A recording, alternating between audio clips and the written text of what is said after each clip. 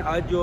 Chairman PTI Imran Khan साहब को जो 7 साल इन्होंने और बुशरा बेगम को सज़ा दी है, एक गैर आइनी सज़ा दी है, जिसका आप देखें कि ये बेसिकली कुछ ज़ाती मुफाद, ज़ाती दुश्मनी जैसे ले रहे हैं। इस हिसाब से अगर आप देखें तो फिर जितने भी हैं, मरियम नवाज़ भी नहीं बच सकती, उसके ऊपर भी ये सारे कानून नाफज होते हैं। तोशाखाना के हिसाब से भी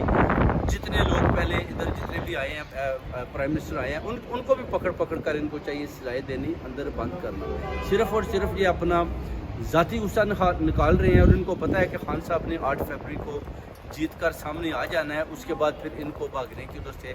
जगह भी नहीं मिलनी। आज जस्टिस काब बंदियाल साहब भी आए हुए, उनके आगे भी सवाल करेंगे कि जो आप अरशद शरीफ के केस में आपने क्यों कुछ ऐसे ऑर्डर जारी नहीं किए जिस पर मरियम नवाज़ और नवाज शरीफ की गिरफ्तारी होती, और उनके आगे आप सवाल करते कि आपने अरशद शरीफ का क्यों कत्ल किया। जैसे इमरान खान साहब के आगे जज ने सवाल किया कि साइफर किधर है, तो उन्होंने